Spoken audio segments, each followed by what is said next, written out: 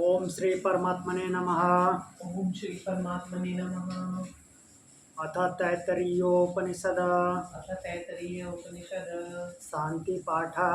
शांति पाठः। ओम सन्नो मित्र सन्वरुणः ओम सन्नो मित्र सन्वरुणः सन्नो भवत्वर्यमा शन्नो भवत्वर्यमा सन्न इन्द्रो बृहस्पतिः शन्ना इन्द्रो बृहस्पतिः सन्नो विष्णुरुक्रमः शन्नो विष्णुरुक्रमः। नमो ब्रह्मणे नमो ब्रह्मणे नमस्ते वायो नमस्ते वायो त्वमेव प्रत्यक्षं ब्रह्मसि त्वमेव प्रत्यक्षं ब्रह्मसि त्वामेव प्रत्यक्षं ब्रह्म वदिष्यामि तमेव प्रत्यक्षं ब्रह्म वदिष्यामि ऋतं वदिष्यामि ऋतं वदिष्यामि सत्यं वदिष्यामि सत्यं वदिष्यामि तन्माम् अवतु तन्मामवतु तद्वक्तारम् अवतु तद्वक्तारम् अवतु अवतु माम् अवतु माम् अवतु वक्तारम्। अवतु वक्तारम्। ओम शांति शांति शांतिः। ओम शांति शांति शांतिः।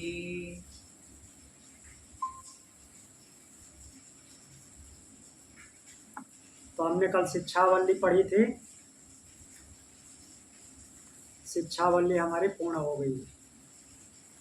अब चलते हैं ब्रह्मानंद वल्ली।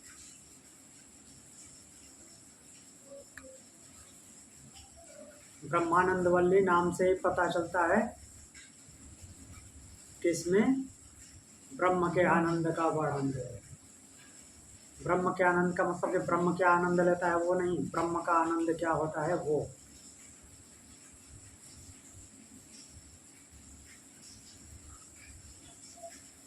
तो ब्रह्मानंद वल्ली में हम प्रवेश करेंगे।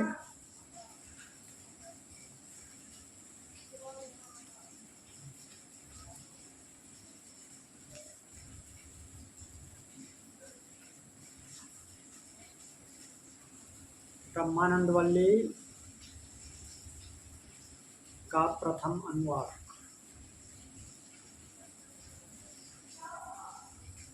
ब्रह्मविदाप्नोति परम तदेशाभ्युक्ता।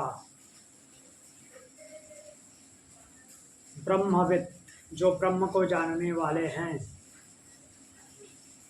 उस पर ब्रह्म को आपनोति प्राप्त कर लेता है, उसी भाव को व्यक्त करने वाली ऐसा अभ्युक्ता। या यहाँ पे उसी ब्रह्म को प्राप्त करने वाली बात कही गई है। श्रुति उसी भाव को व्यक्त करती है। बोलते हैं सत्यम ज्ञानम अनंतम ब्रह्म यो वेद निहितम गुहायाम परमे व्योमम सो अश्नुते सर्वान् कामान् स ब्रह्मणा विपश्चितेति। सत्यम ज्ञानम अनंतम ब्रह्म, वह ब्रह्म क्या है? सत्य है, ज्ञान स्वरूप है, अनंत है। यो वेद निहितम गुहायाम परमे व्योमम, जो उसको इस परम व्योम में हृदय गुफा में निहित है, उसको उस रूप में जान लेता है, वह विपश्चिता विज्ञान स्वरूप ब्रह्मणा सह, ब्रह्म के साथ सर्वान् कामान अश्नुते, सभी कामनाओं का अनुभव करता है। इति, ऐसा कहा गया है।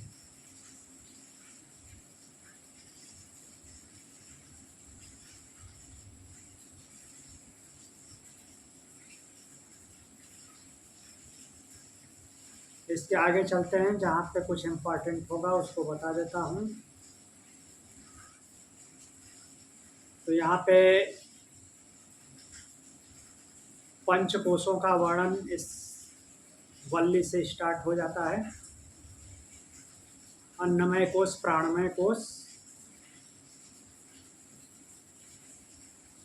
मनोमय कोश, विज्ञानमय कोश और आनंदमय कोश।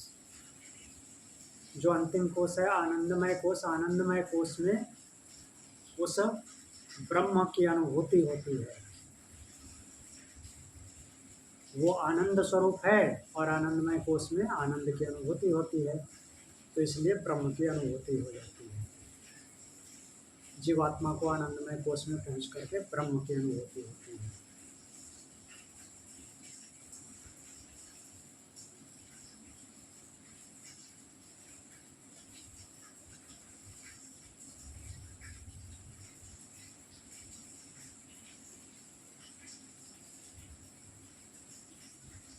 तो यहाँ पे आनंद का लेवल भी बताया गया है।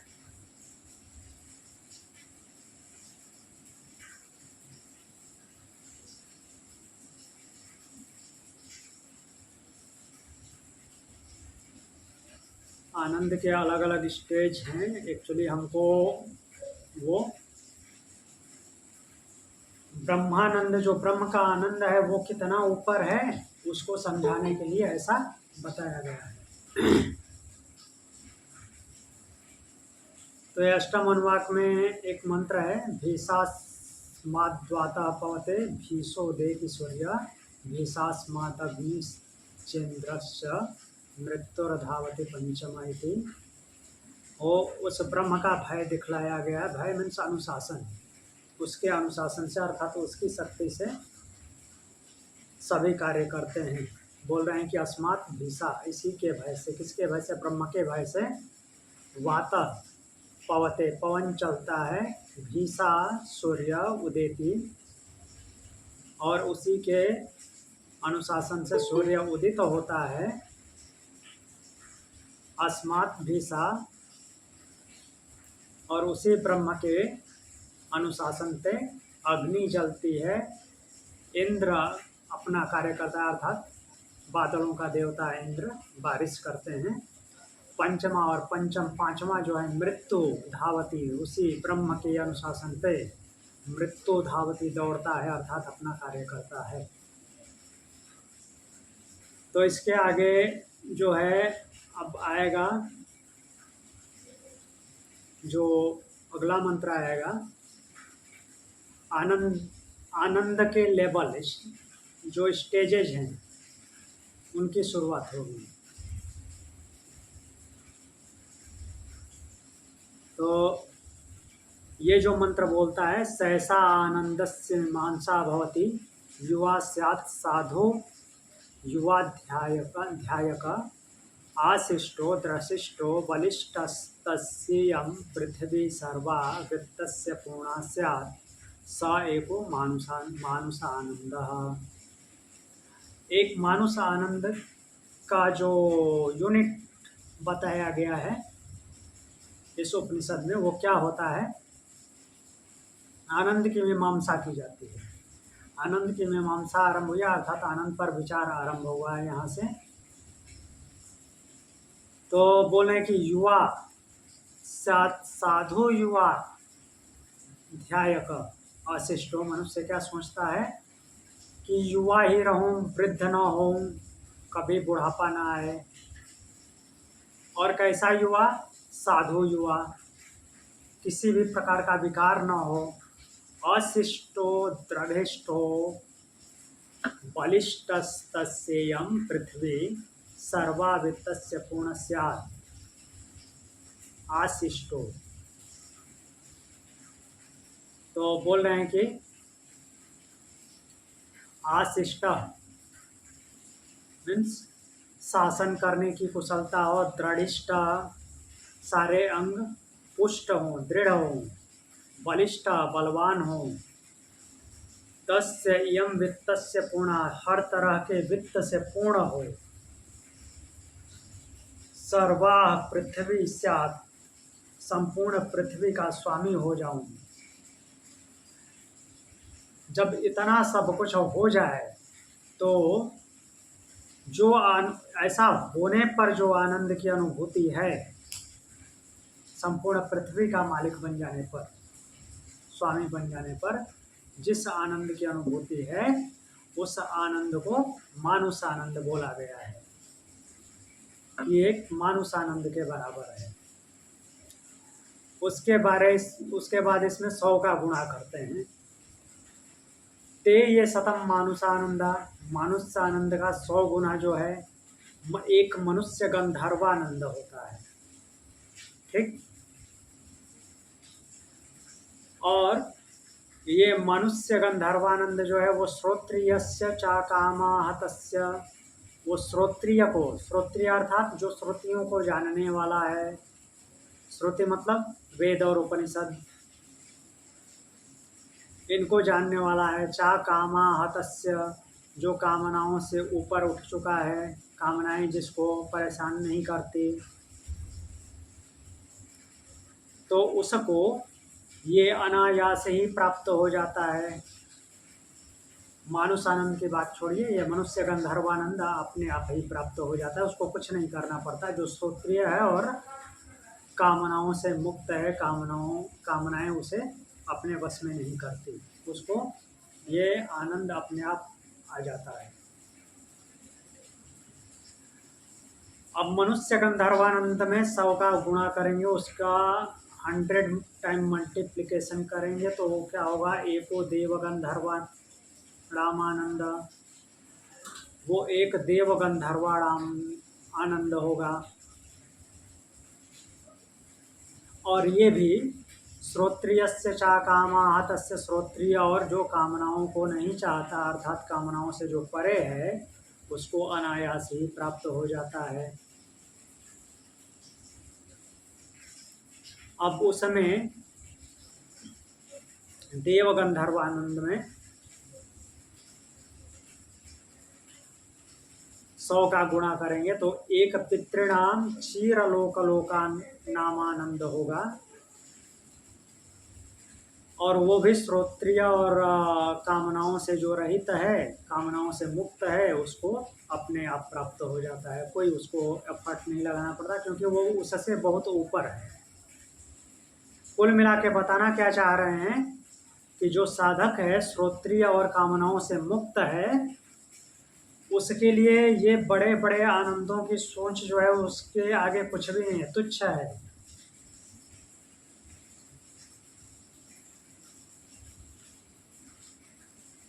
फिर वैसे ही पितृणाम क्षीरलोकानंदा नामानंद को 100 से गुणा करते हैं तो एक अजानजाना अजानज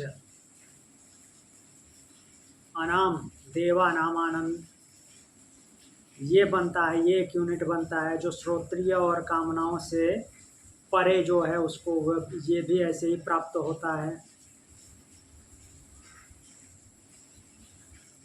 और आगे देखते हैं, आगे चलते चलते ये कहाँ पहुँचते हैं। देवानामानंद का 100 से गुणा करते हैं तो एक इंद्रास्य आनंद, तो इंद्र का एक आनंद होता है, वो भी श्रोत्रिय और कामनाओं से मुक्त है, उसको ऐसे ही प्राप्त होता है। फिर इंद्रिय, जो इंद्र का आनंद है उसको भी 100 से गुणा करते हैं तो बृहस्पति आनंद होता है, वो भी वैसे ही अनायास ही प्राप्त होता है उसको, श्रोत्रिय और कामनाओं से जो रहित है। अब बृहस्पति आनंद का 100 से गुणा करते हैं तो प्रजापति आनंद होता है, वो भी श्रोत्रिय और कामनाओं से रहित को स्वयं ही प्राप्त हो जाता है। और प्रजापति आनंद में 100 का गुणा करते हैं तो ब्रह्मानंद होता है। ब्रह्मानंद मतलब ब्रह्मा जी का आनंद, नट ब्रह्म का आनंद। तो ब्रह्मा का आनंद भी उसको ऐसे ही प्राप्त हो जाता है। तो 11 टाइम 100 का मल्टीप्लाई किए, 100 को 11 टाइम मल्टीप्लाई किए तो जो आनंद बना वो आनंद श्रोत्रिय और कामनाओं से रहित को स्वयं प्राप्त है। क्योंकि उसके आनंद की कोई लिमिट नहीं है, क्योंकि वो तो ब्रह्म के आनंद वाला है और ब्रह्म के आनंद की कोई काउंटिंग नहीं है, कोई लिमिट नहीं है, कोई यूनिट नहीं है उसकी, वो अनंत आनंद है।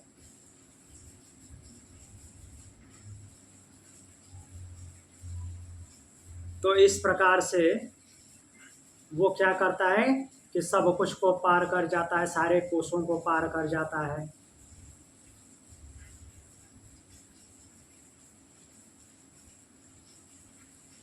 सारे कोष कौन कौन से? स्थूल शरीर का कोष जो अन्नमय कोष है, फिर प्राणमय कोष, उसके बाद मनोमय कोष, उसके बाद विज्ञानमय कोष और आनंदमय कोष। इन सारे कोषों को पार करके आनंद स्वरूप हो जाता है, वो ब्रह्म को प्राप्त हो जाता है। अब आगे चलते हैं, भृगुवल्ली देख लेते हैं। भृगुवल्ली में कौन सी विद्या बताई गई थी? भार्गवी वारुणी विद्या। माताजी गौरांग जी कहाँ हैं?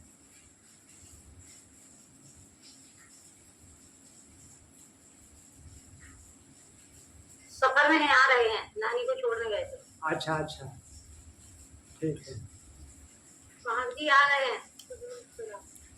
माम जी नमस्ते। ठीक है, तो भार्गवी वारुणी विद्या के बारे में भृगुवल्ली में बताया गया है। अब वरुण कौन है? भृगु के पिता हैं, महर्षि भृगु के पिता हैं। भृगु बोलते हैं वरुण देव से कि ब्रह्म का उपदेश कीजिए। भृगु बोलते हैं कि ब्रह्म का उपदेश कीजिए। वरुण माँ बोलते हैं कि उसको उपदेश करके नहीं जाना जा सकता, उसको तप से जाना जाता है, तप करो। तो एक बार तप करते हैं, तो तप करते हैं तो उनको क्या पता चलता है? देखते हैं क्या पता करके आए हैं। अन्नम ब्रह्मेति व्यजानात्, उनको पता चलता है कि अन्न ही ब्रह्म है। तो आकर के अपने पिता को बताते हैं, पिता चुप रहते हैं। तो इनको समझ में आ जाता है कि नहीं, अन्न केवल अन्न ही ब्रह्म नहीं है, कुछ ऊपर है। तो फिर दोबारा ये उनसे बोलते हैं कि ब्रह्म का उपदेश कीजिए। फिर वरुण बोलते हैं कि उसको उपदेश से नहीं जाना जा सकता, उसको तो तप से जाना जाता है, तप करो। तो फिर तप करते हैं, तो फिर पता लगा के आते हैं, अन्न से ऊपर पहुंचते हैं। तो क्या पता लगाते हैं? प्राण ही ब्रह्म है। एक्चुअली कोषों को बताए स्टेप बाय स्टेप।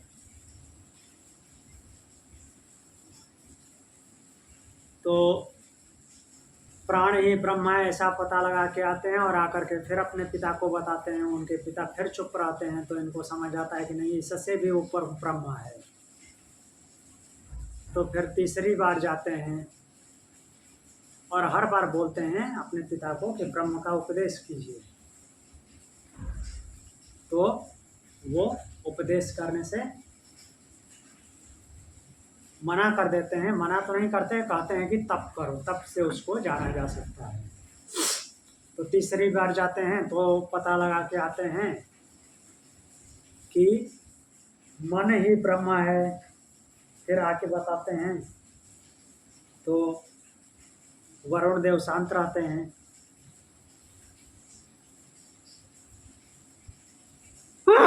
सॉरी। तो फिर इनको समझ आता है कि नहीं, मन ब्रह्म नहीं है, कुछ और है। फिर जाते हैं तो इस बार उनको पता लगता है कि विज्ञान ब्रह्म है, विशिष्ट ज्ञान जो है वो ब्रह्म है। फिर आके बताते हैं अपने पिता वरुण को।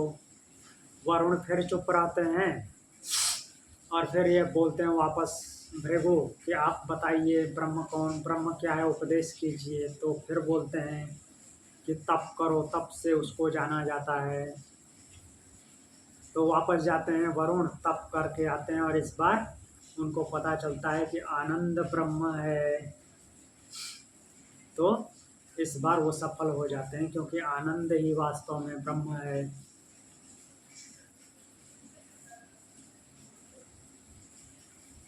तो आनंद ही ब्रह्म है, ये उनको पता चल जाता है।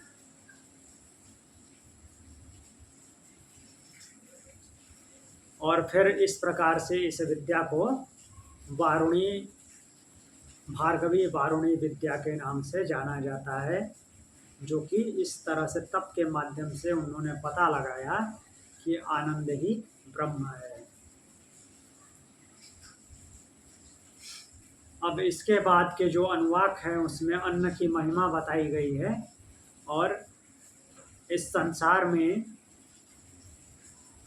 प्राणी को रहना कैसे है, किसी भी चीज़ का त्याग नहीं करना है, त्याग पूर्वक भोग करना है, उसमें लिप्त नहीं होना है, सब कुछ करना है, भोग करना है, सब कुछ आपके पास होना चाहिए। ऐसा नहीं लिखा है कि संपत्ति नहीं होनी चाहिए, संपत्ति होनी चाहिए, अच्छी होनी चाहिए, ताकि कोई भी आए, कोई परेशानी आपके ऊपर आए तो उसको आप झेल जाएं बिना परेशान हुए। या कोई और भी आता है बाहर से तो उसको किसी भी चीज़ के लिए मना ना करना पड़े। मना हम क्यों करते हैं? जब हमारे पास कुछ होता नहीं है, मीन्स हम उसकी सहायता नहीं कर सकते हैं, तब हमको मना करना पड़ता है। जब इतनी प्रचुर मात्रा में सब कुछ हो तो थोड़ा सा देने से क्या चला जाता है? कुछ नहीं जाता। लेकिन जब होगा ही नहीं तो कहाँ से देंगे? तो उसी बात को इसमें बताया गया है। देखिए यहाँ पे बोल रहे हैं अन्नम न परिचक्षित, अन्न की अवहेलना न करें। ऐसा अन्न का मतलब यहाँ पे संपत्ति से, हर तरह की प्रॉपर्टी जो प्रकृति में है तो उसकी अवहेलना नहीं करनी चाहिए। जैसे बहुत सारे जगहों पर धारणा बनी हुई है कि हम तो धन को हाथ नहीं लगाते, ऐसे बहुत सारे जगह पे देखने में आता है। जिनको लेना भी होता है तो क्या करते हैं, इस कमंडलों में डाल दो, हाथ नहीं लगाऊंगा।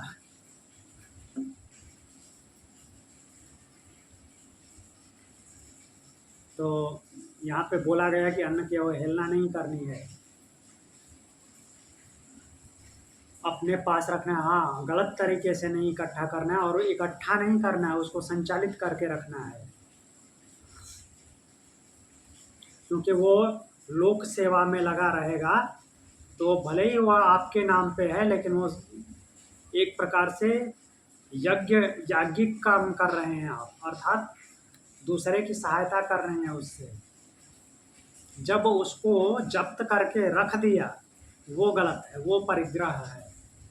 जो आपकी संपत्ति जब रोटेशन में है, किसी न किसी के यूज में आ रहा है तो वो परिग्रह नहीं होता।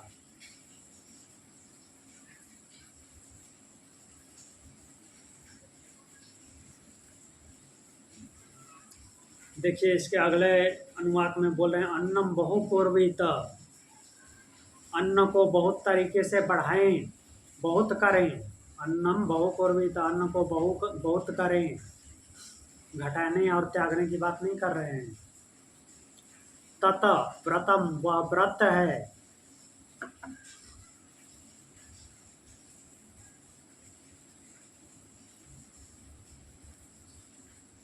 तो इस तरह से लास्ट में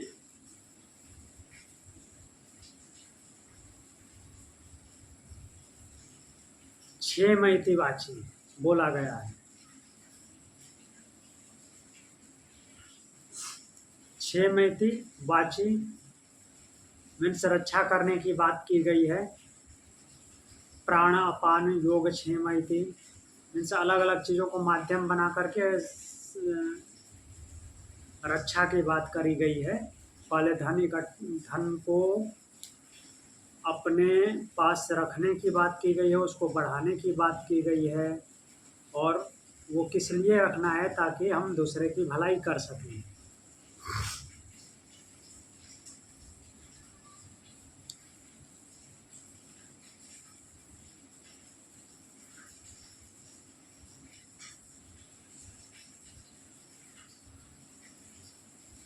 तो अंत में इसमें क्या है कि वही फिर से पीछे वाले वल्ली का श्लोक फिर से आया है। स यश्चा पुरुषे यश्चा सावादित्ये स एका स य एवं वित्त अस्मान् लोकाप्रेत्य एतम अन्नम आत्मानम उपसंक्रम्य, एतम प्राणम आत्मानम उपसंक्रम्य, एतम मनोमयम आत्मानम उपसंक्रम्य। मतलब हर एक स्टेप बाय स्टेप जो है क्या कर रहा है साधक, कोषों को पार कर रहा है। अन्नमय कोष, प्राणमय कोष, मनोमय कोष, विज्ञानमय कोष और आनंदमय कोष, इन सभी कोषों को पार करके उस ब्रह्म को प्राप्त कर लेता है। और ब्रह्म को प्राप्त करके मीन्स जब ब्रह्म को वो जान जाता है, उसके भाव से भावित हो जाता है, तो फिर वो सामगान करता है, ऐसा बोला गया है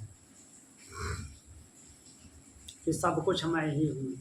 यहाँ पे देखिए लिखा है, साधक क्या बोलता है, अहमन्नम अहमन्नम अहमन्नम अहमन्नादो अहमन्नादो अहमन्नादः अहम श्लोककृदहम श्लोककृदहम श्लोककृत अहमस्मि प्रथमजा ऋतास्य पूर्वम देवोभ्यो अमृतस्य ना भाई।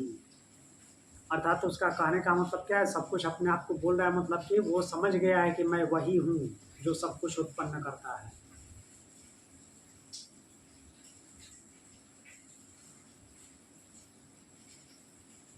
इस प्रकार से यह उपनिषद तैतरीय उपनिषद पूर्ण और तैतरीय उपनिषद पूर्ण होता है। अब चलते हैं श्वेता स्वतर उपनिषद। श्वेता स्वतर उपनिषद का विषय है, वैसे मुख्य विषय तो सबका ब्रह्म ही है कि ब्रह्म तक कैसे पहुँचे, लेकिन उसमें भी कुछ न कुछ और रहता है जो उसका अलग विषय होता है। तो इसकी शुरुआत वही ब्रह्म के जानने से होती है, ब्रह्म और प्रकृति को जानने से। यह प्रकृति अर्थात यह जो रचना है, ये चल कैसे रही है, क्या कारण है इसका। कुछ ऋषि लोग बैठे हुए हैं और विचार करते हैं, किम कारणम ब्रह्म कुतः स्म जाता जीवाम केन क्व च संप्रतिष्ठा अधिष्ठिता केन सुखेतरेषु वर्तामहे ब्रह्मविदो व्यवस्थाम।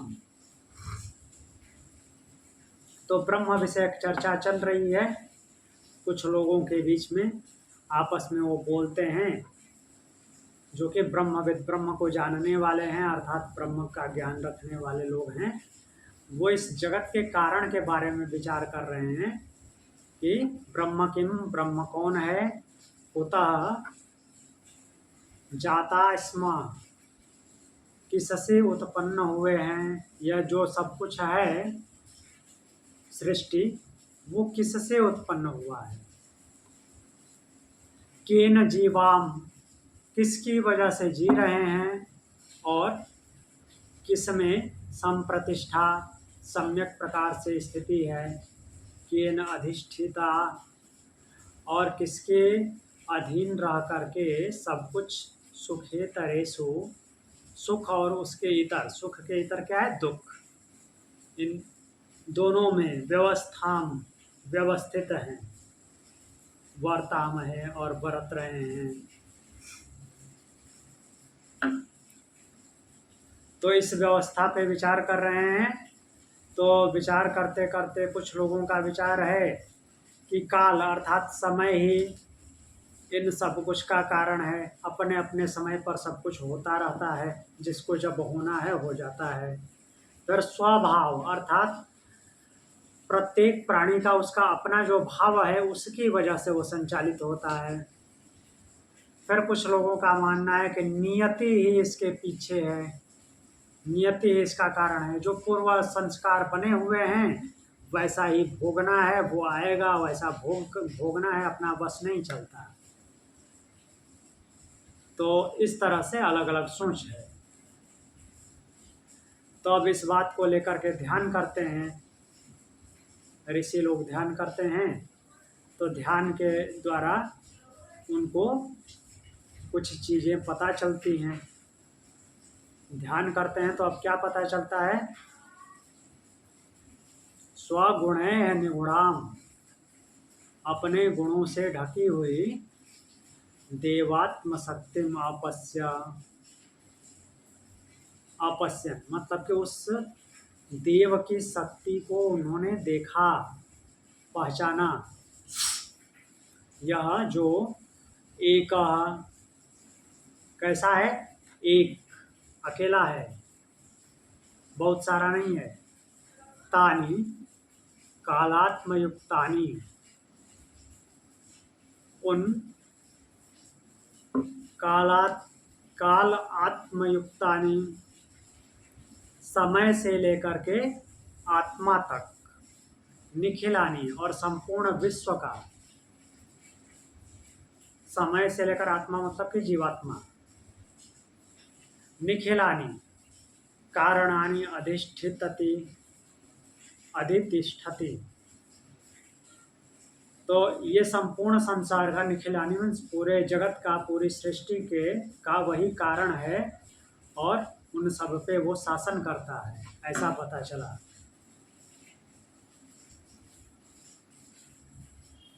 तो वो है कैसा ये सब कुछ, मीन्स प्रकृति कैसी है, क्या है, उसके लिए एक ब्रह्मचक्र बनाया गया मतलब कि उनको साक्षात्कार हुआ, उनको दिखा दिया ब्रह्मचक्र है कैसा।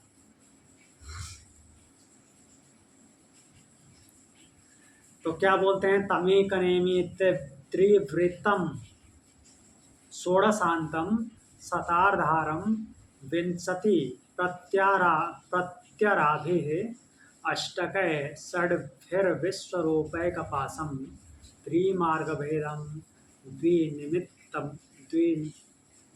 द्विनिमित्तैकमोहम्।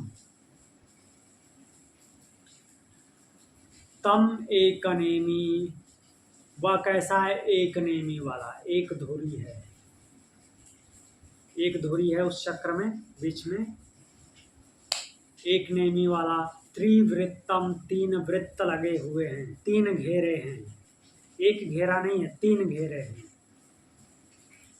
षोडशांतम, उसका जो अंत है, जो अंतिम गोला बना हुआ है, अर्थात जो बाहरी परिधि होती है, वो क्या है, 16 सिराओं वाला, अर्थात 16 पार्ट में डिवाइड है, 16 को जोड़ करके गोला बनाया गया है।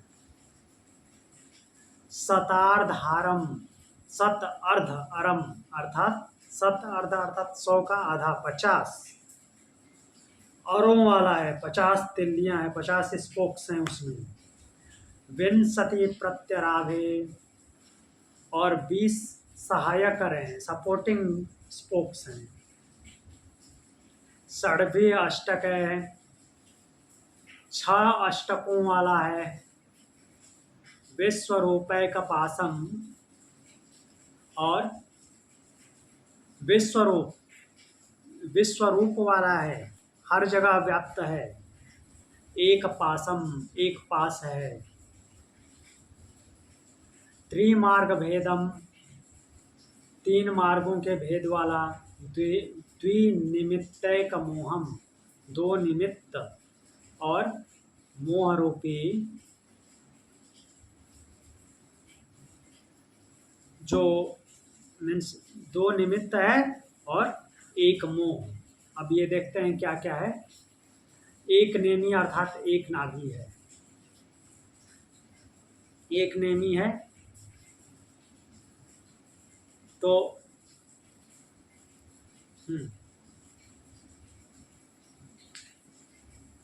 एक नेमी,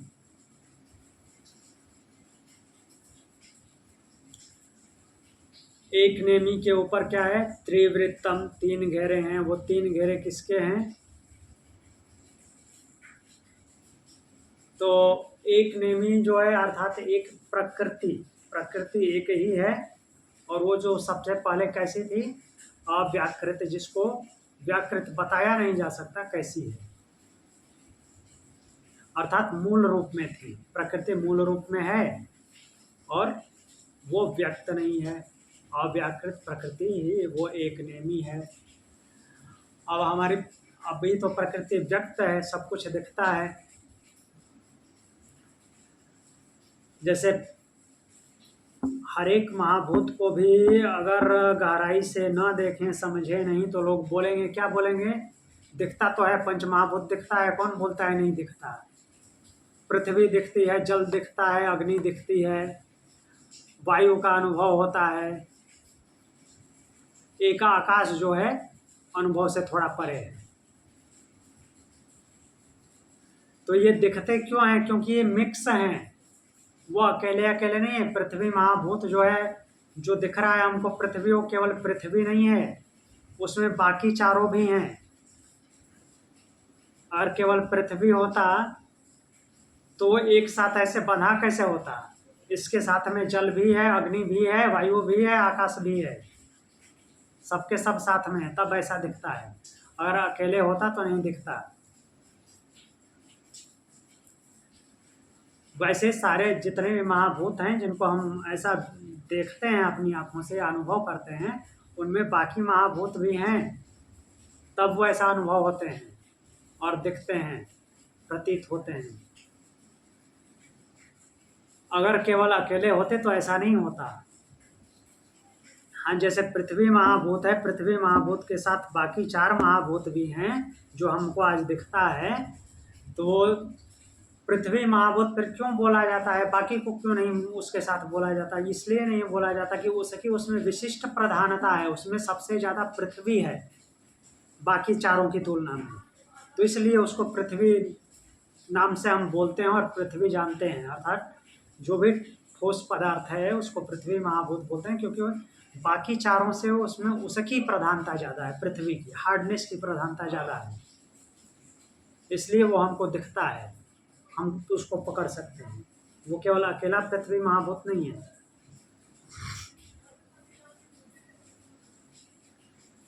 तो वही, अब अगर सभी अपने अपने मूल स्वरूप में होंगे तो किसी का पता नहीं लगा पाएंगे हम कि कहाँ क्या है। तो वो एक नेमी, त्रिवृत्तम, सत्वरजतम, ये उसके 3 वृत्त हैं, 3 घेरे हैं, 3 गुण। षोड़शांतम, 16 कलाएं जो हमने कल या परसों पढ़ी थी, 16 कलाएं, उसके 16 अंत हैं, सिराएं हैं, सिरे हैं। शतार्धारा, शत अर्ध अर, जो 50 तिल्लियाँ हैं वो 50 विकृतियाँ हैं। ठीक, तो 50 विकृतियाँ जो हैं वो 50 अरे हैं और 20 सपोर्टिंग अरे हैं। तो 50 विकृतियाँ कौन कौन सी हैं? 50 विकृतियों में आते हैं 5 क्लेश, 28 आसक्तियाँ, 8 सिद्धियाँ और 9 तुष्टियाँ। ठीक, और 20 जो हैं सपोर्टिंग स्पोक्स हैं, सहायक अरे हैं।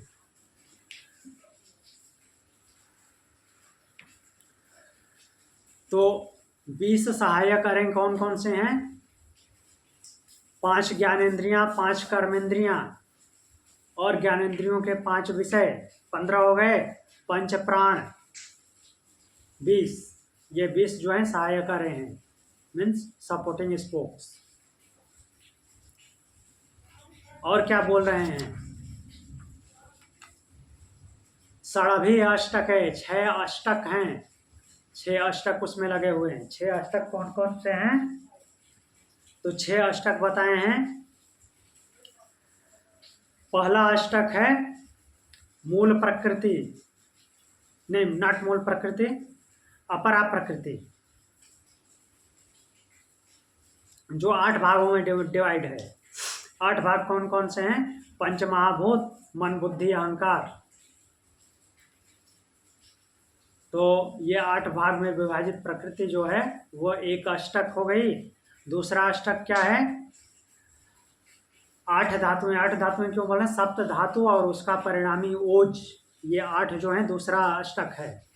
तीसरा अष्टक 8 सिद्धियां, अणिमा, महिमा, गरिमा, लघिमा, प्राप्ति, प्राकाम्य, ईशित्व, वसित्व, ये 8 जो हैं सिद्धियां, ये तीसरा अष्टक हो गया। चौथा अष्टक में 8 भाव हैं। कौन कौन से? धर्म, ज्ञान, वैराग्य, ऐश्वर्य और इनका ही उल्टा, धर्म का उल्टा अधर्म, ज्ञान का उल्टा अज्ञान, वैराग्य का उल्टा अवैराग्य, अविरक्ति और ऐश्वर्य का उल्टा अनैश्वर्य। ये 8 तरह के भाव होते हैं। और फिर हो गया 5वां अष्टक, ये पांचवा अष्टक 8 प्रकार की योनियां अर्थात 8 प्रकार के जो जन्म होते हैं। ब्रह्मा, प्रजापति, देव, गंधर्व, यक्ष, राक्षस, पितर और पिशाच।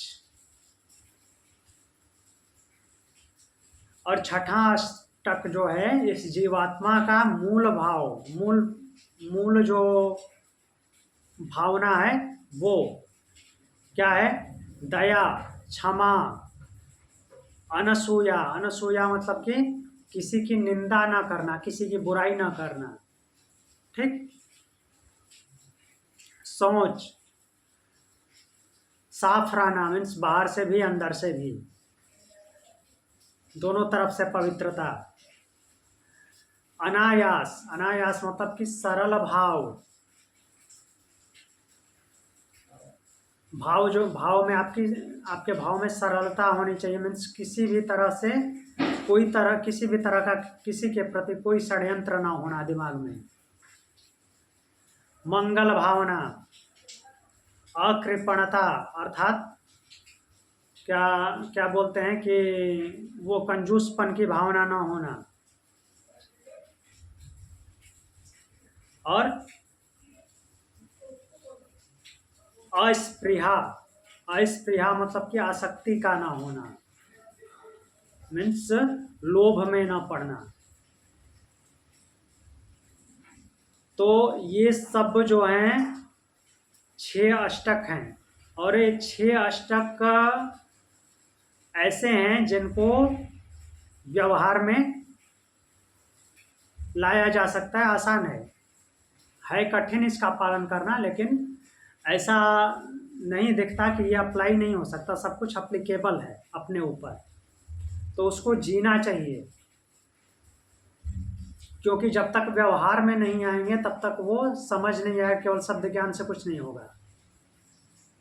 वो मीन्स केवल बोलने के लिए ऐसे हो जाता है। जब तक उसको जिएंगे नहीं, उसको धारण नहीं कर पाएंगे और वैसा जीवन नहीं हो पाएगा। वास्तव में व्यवहार में लाएंगे तभी वो समझ में आता है। तो इसको ऐसे भी समझ सकते हैं कि क्यों व्यवहार में लाना जरूरी है। लाइक हम सिंपल सी बात ये लेते हैं, वर्णमाला को समझते हैं। जो हिंदी वर्णमाला है या संस्कृत वर्णमाला, उसमें 5 वर्ग हैं, क वर्ग, च वर्ग, ट वर्ग, त वर्ग और प वर्ग। मैंने बोल दिया कि त, थ, द, ध, न तालव्य वर्ण हैं, तालु से निकलते हैं। आपने सुन लिया, क्या वो तालु से निकलते हैं? तालु से निकलने वाले कौन से शब्द हैं? च वर्ग है, च, छ, ज, झ, य। तो जब तक उसको हम बोल के देखेंगे नहीं, आपने बोल के देखा तो पकड़ लिया कि नहीं ये तो यहाँ से नहीं निकल रहा है। जैसे मैं क वर्ग को बोलूं कि ये दंत ध्वनि है, तो आपने अगर ध्यान नहीं दिया और बोल भी लिया क, ख, ग, घ, ङ, तो आपको क्या पता चल रहा है कि कहाँ से निकल रहा है? जब उस पर फोकस किया आपने कि वास्तव में ये निकल कहाँ से रहा है, तो आपको पता चला कि हाँ ये कंठ ध्वनि है, कंठ से निकल रहा है। उस पर फोकस करके बोलने से पता चल रहा है ना। ऐसे तो केवल रटने जैसा आपको हो गया। आपने जब ध्यान नहीं दिया तो शायद मैंने जो बोला वही याद भी कर लिया, आपको पता भी नहीं चला कहाँ से आ रहा है। जब उसको व्यवहार में लाए तो पता चला वास्तव में कि हाँ कहाँ से आ रहा है। तो कोई भटका नहीं सकता वास्तविकता से कि वास्तविकता ये है। तो इसलिए व्यवहार में लाना जरूरी होता है।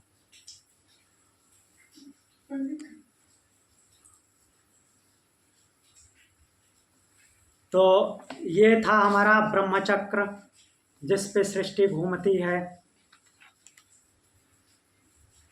अब आगे बढ़ते हैं।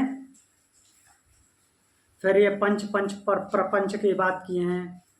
पंच स्रोतो अम्बु, पंच योन्यग्र बक्रा, पंच प्राणवर्मी, जिसमें विशेष रूप से प्राण और इंद्रियों की बात हुई है। प्राण की, इंद्रिय की, महाभूत की, जो हमने इसमें ब्रह्मचक्र में भी देखा। तो इसको फिर डिटेल में नहीं जाता हूँ, पहले पढ़ाया हुआ है। फिर उद्गीत पे आ जाते हैं, ओम पे। यहाँ पे जो श्लोक बोला गया है, एक ये देख लेते हैं, 14 नंबर मंत्र है।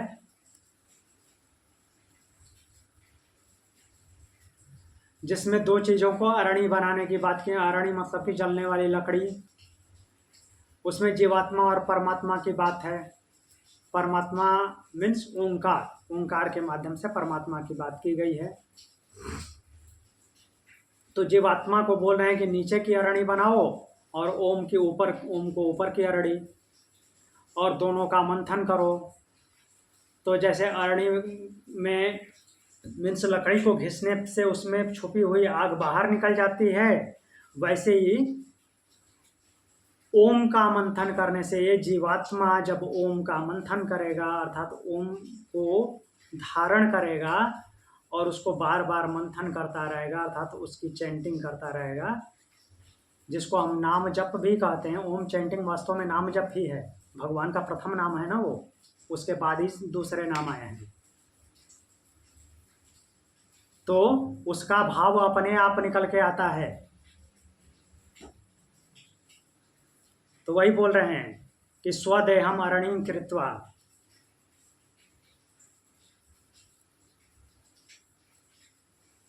स्वदेहम अरणिं कृत्वा प्रणवम चोत्तराणिम ध्यान निर्मथनाभ्यासाद देवम पश्येद अग्निगूढ़वत, देवम पश्ये निगूढ़वत। तो अपने आप को अर्थात स्वदेह अर्थात जीवात्मा खुद को क्या बनाए, नीचे की अरणी, प्रणवम चोत्तराणी, और प्रणव अर्थात ओंकार को ऊपर की अरणी, और ध्यान करके, ध्यान करना है उस पे, किस पे, ओम पे ध्यान करना है और उसका मंथन कर देना है। उसका मंथन करने से क्या होगा, वो देव, देव अर्थात ब्रह्म, पश्ये निगूढ़वत, उस देव का वो क्या कर लेता है, छिपी हुई जैसे अग्नि होती है वैसे ही वो जो जैसे प्रकट हो जाती है। तो उस देव का जब ओम का मंथन करता है तो वो देव प्रकट हो जाता है, अर्थात उसको उसका अनुभव हो जाता है।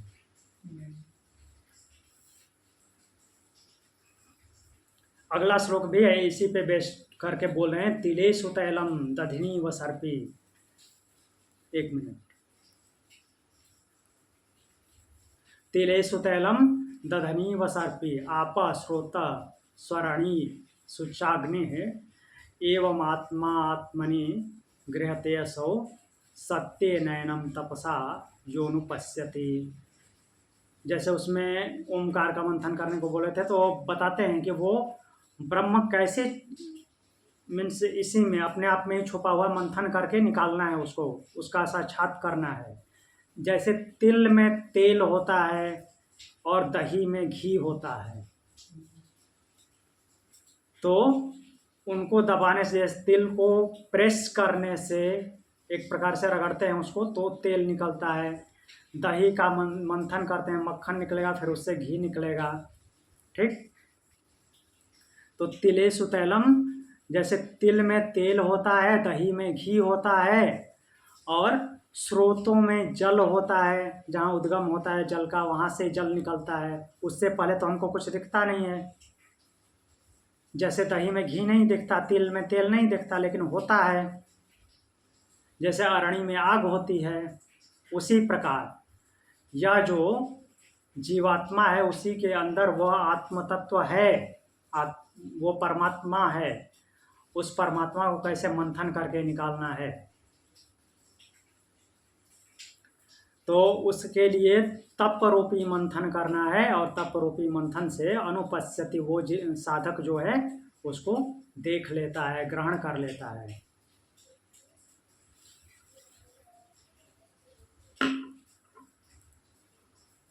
आगे बढ़ते हैं।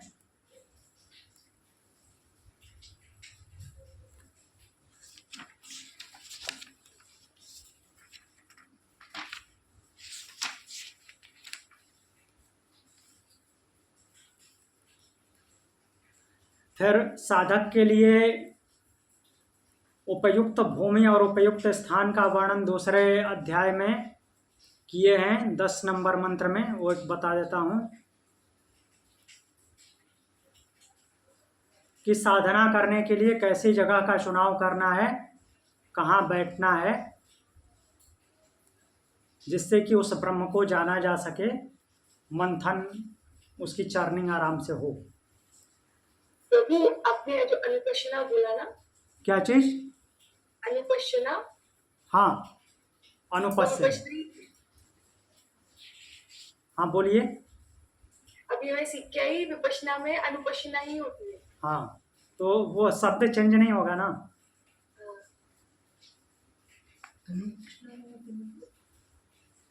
अनुपश्यति शब्द को बोलना है, अनुपश्यति। अनुसरण करना, पश्यना मतलब हाँ, देखना। देखना, पश्य शब्द से बना है। पश्य शब्द से। हाँ।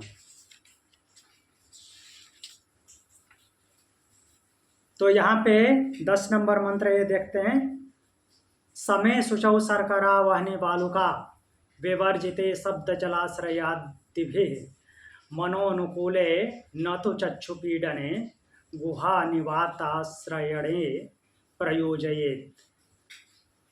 तो साधक के लिए साधना करने के लिए भूमि कैसी होनी चाहिए? समय समतल भूमि होनी चाहिए, शुचौ शुद्ध होना चाहिए, शर्करा बहनी बालुका अर्थात शर्करा मतलब कंकड़, मोटे मोटे दाने नहीं होने चाहिए, कंकड़ बहनी, बहनी मतलब अग्नि, और बालुका बालू रेत, इन सब से रहित होना चाहिए, क्योंकि ये डिस्टर्ब करें, कंकड़ चुभेगा, आग जलाएगी, बालू उड़ के आँख में पड़ जाएगी, फिर डिस्टर्ब होगा। शब्द जलाश्रयादि भी अनुकूले, शब्द जल और आश्रय से अनुकूल होना चाहिए, अर्थात जितनी उसको ज़रूरत है वैसा उपलब्धि होनी चाहिए, न तो उसकी कमी होनी चाहिए और न ही बहुत ज़्यादा ऐसी प्रचुरता भी नहीं होनी चाहिए कि उसको ही बाधा पहुंचा दे। शब्द का मतलब कि जैसे बर्ड सुबह सुबह चर्पिंग करते हैं वो चलेगा, लेकिन सुबह से ही शाम तक ढोल नगाड़ा बजने लगे तो कहाँ से ध्यान होगा वहाँ पे? तो ऐसा नहीं होना चाहिए। जल उसको जितने रिक्वायरमेंट है खाने पीने की उतना आसानी से उपलब्ध हो जाए, वही होना चाहिए। ऐसा नहीं होना चाहिए कि बाढ़ आ जाए बह जाए वही। तो शब्द जलाश्रयादि भी, और आश्रय भी उपयुक्त होना चाहिए, थोड़ा सुदृढ़ होना चाहिए, मीन्स थोड़ी सी हवा चले तो ऐसा ना हो कि गिर जाए, तो ये सबकी अनुकूलता होनी चाहिए। और फिर क्या बोल रहे हैं कि तो न चक्षु पीड़ने, और वो न चक्षु पीड़ने, नेत्रों को पीड़ा देने वाली जगह नहीं होनी चाहिए। ऐसा ना हो कि तूफान आए और धूल उड़ के पूरे शरीर पे आ जाए, आँख में भर जाए, इस तरह से कुछ नहीं होना चाहिए। गुहा निवात श्रयण, और वो जगह कैसी होना चाहिए? गुफा जैसी होनी चाहिए। निवात श्रयण, वात से शून्य का मतलब कि आपके वायु का प्रवाह अर्थात आंधी तूफान चले तो आपको प्रभावित ना कर सके, इसलिए गुफा लिखा है। गुफा जैसी जगह होनी चाहिए। मन प्रयोजयेत, तो ऐसी जगह में बैठ करके मन को प्रायोजित करें, उसमें लगाएं। किसमें? ब्रह्म में।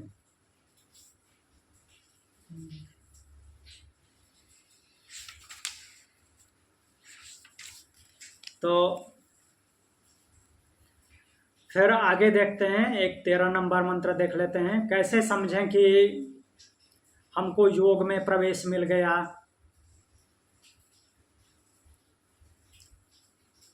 तो उसके लिए बोलते हैं लघुत्वम आरोग्यम अलोलुप्त्वम वर्ण प्रसादम स्वर सौष्ठवम च गंध शुभो मूत्रपुरी समल्पम योग प्रवृत्तिम प्रथमाम वदंती। क्या हो जाए? लघुत्वम आरोग्यम, लघुता आ जाए अर्थात शरीर में हल्कापन आ जाए। हल्कापन का मतलब ये नहीं कि खाना पीना छोड़ के हल्कापन कर लेना, मतलब कि लाइटनेस फील होने लगे। ऐसे लोगों का दिमाग भारी रहता है, तो वो भारीपन खत्म हो जाए, हल्का हो जाए, किसी भी तरह का लोड ना महसूस हो। लघुत्वम, आरोग्यम, रोग से रहित तो हो जाए, रोग ना आए। फिर बोल रहे हैं अलोलुप्तम, जो लोभ है वो समाप्त हो जाए, किसी भी प्रकार का लोभ ना रहे। वर्ण प्रसादम, वर्ण प्रसादम क्या है? जो वर्ण की उज्ज्वलता, वर्ण की उज्ज्वलता मतलब कि आपके बॉडी से, शरीर से, स्किन से एक आभा निकलने लगे, जिसको ओज बोलते हैं। तो वर्ण प्रसादम, वर्ण में चमक आ जाए। स्वर सौष्ठवम, स्वर सौष्ठव हो जाए, अर्थात आपकी वाणी मधुर और प्रतिष्ठित हो, अर्थात आपके वाणी में वजन आ जाए।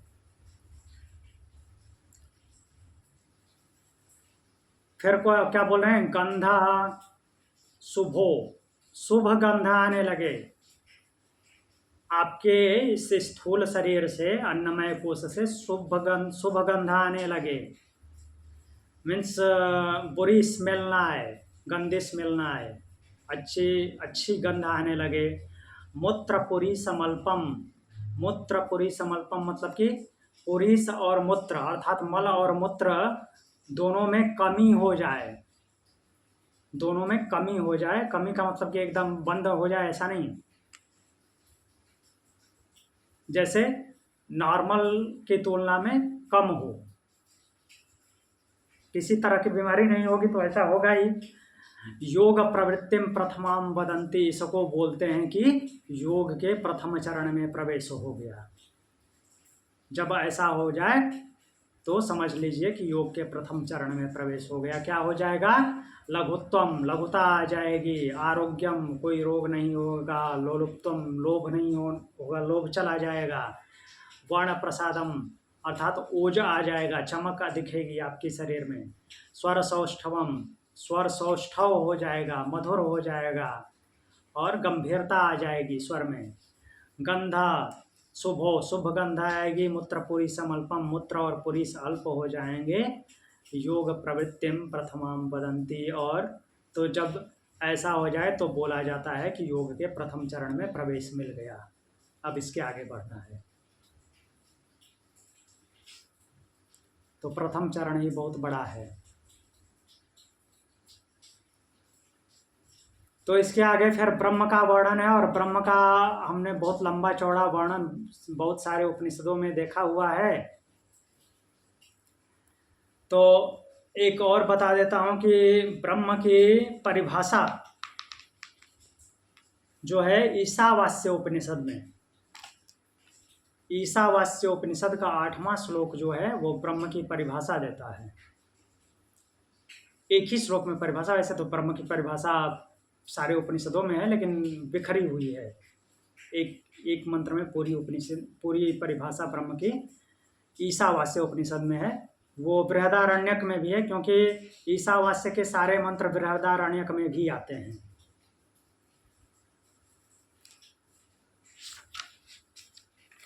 तो एक मिनट रुकिए।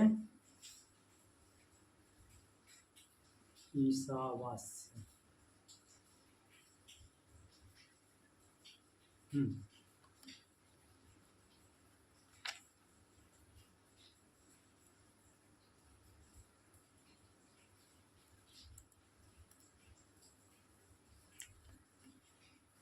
तो देखिए यहाँ पे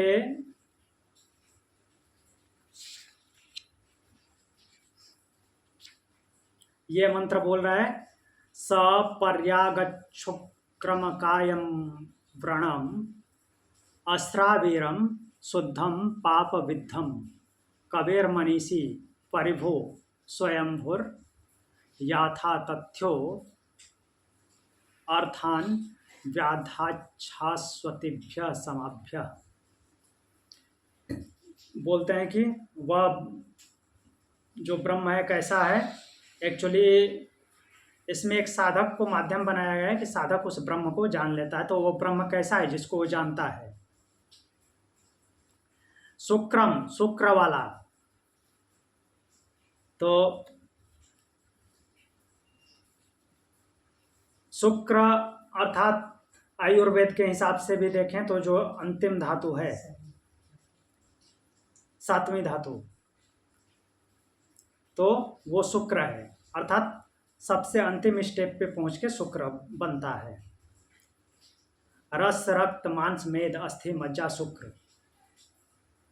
तो शुक्र से उत्पत्ति होती है तेज की, इसलिए शुक्र शब्द आया है। जो ओज अभी हमने पढ़ा था, देखा था, जिसकी वजह से प्रथम चरण में प्रवेश मिल रहा है योग के, तो वो शुक्रवान है अर्थात तेजोमय है।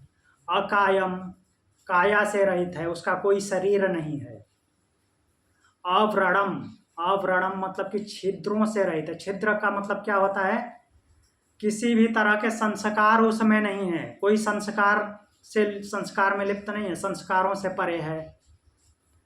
अस्त्रावीरम, अस्त्रावीरम अर्थात नट अस्त्रावीरम, अस्नावीरम, अस्नावीरम है अर्थात स्नायु उसमें नहीं है, नस नाड़ियां कुछ भी नहीं है। जब काया ही नहीं है तो नस नाड़ियां कहाँ से होगी?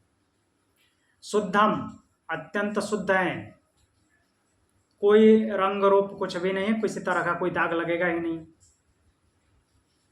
अपाप विद्धम, अपाप से विद्ध है अर्थात किसी भी तरह का कोई पाप नहीं है, पाप से रहित। फिर आगे क्या बोलते हैं कि कविम मनीषी, ये शब्द तो उसके लिए आया है साधक के लिए। परिभो, परिभो ब्रह्म के लिए आया है। कैसा है वो? मीन्स संपूर्ण जो विश्व है उससे परे है और उन सबको कंट्रोल करने वाला है। स्वयंभू, वह स्वयं से प्रकट होता है, स्वयं ही समाप्त होता है। स्वयंभू, स्वयं से उत्पन्न होने वाला है, उसका कोई जन्म देने वाला नहीं है, स्वेच्छा से उत्पन्न वो आता है, प्रकट होता है। शाश्वतेभ्य, शाश्वत है, शाश्वत है ना, तो उसकी कभी शुरुआत हुई है ना अंत होगा। समाभ्य, समाभ्य मन समाभ्य यथा तथ्यतः अर्थान व्यदधात।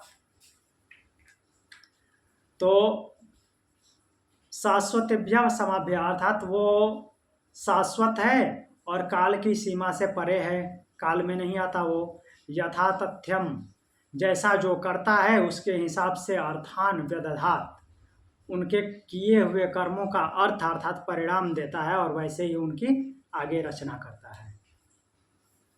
तो ये है ब्रह्म की यहाँ पे परिभाषा दी गई है। एक परिभाषा योग सूत्र में दी गई है अच्छे से, योग दर्शन में। क्लेश कर्म विपाकाशयर अपरामृष्ट पुरुष विशेष ईश्वर। ठीक है, तो आज हमारा ये रिवीजन पूर्ण होता है। फिर कल से हम मुंडक उपनिषद देखेंगे, मुंडक उपनिषद, छांदोग्य उपनिषद, छांदोग्य उपनिषद देखेंगे। अभी हम 5 मिनट चैंटिंग करेंगे, ओम चैंटिंग, और उसके बाद क्लास क्लोज करेंगे। ठीक है, चलिए अभी बैठ जाइए।